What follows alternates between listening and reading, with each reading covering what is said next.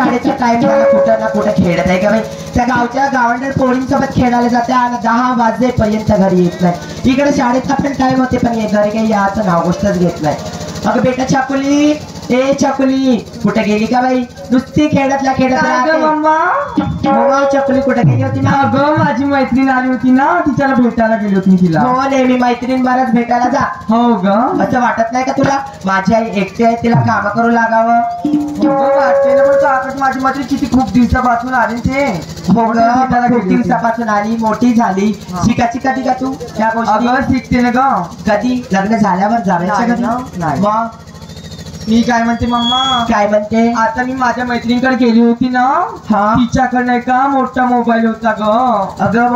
मोबाईलचं काय करते बेटा आता शाळेचा तुझा टाइम झाला तू शाळेत कधी जाणार नाही ग मम्मा मला पण मोबाईल पाहिजे तुला माहित आहे ना तुझे बाबा लहानपणीच मरून गेले मी तुला लायण्याचं मोठं केलं हो ग मग कसं बस तुला लायण्याचं मोठं केलं तू सर्व जिम्मेदारी मी माझ्या सांभाळली ग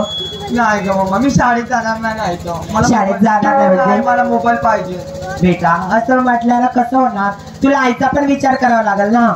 अगं हो ग विचार करते की मला मोबाईल पाहिजे ना मला मोबाईल पाहिजे म्हणजे पाहिजे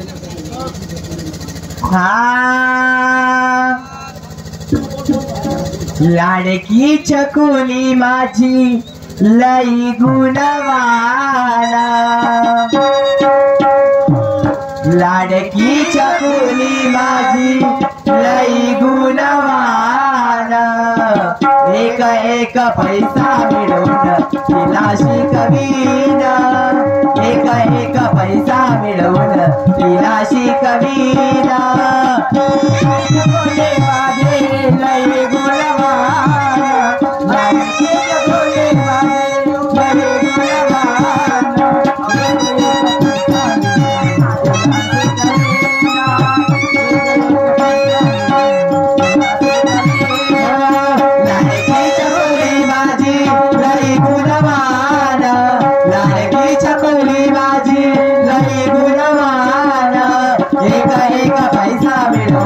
तुला शिकवीना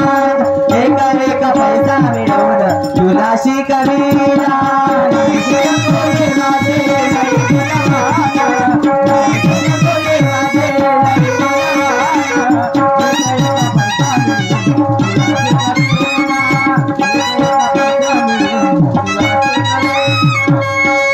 बेटा हट्ट धरला ना कसं होणार तुला माहिती आहे ना आपण गरीब माणसं मी एकटी घर सांभाळणार आहे आणि काय काय करणार सांग बेटा तू मला मोबाईल पाहिजे बरं पहिले शाळेत जा ना मी जातो पण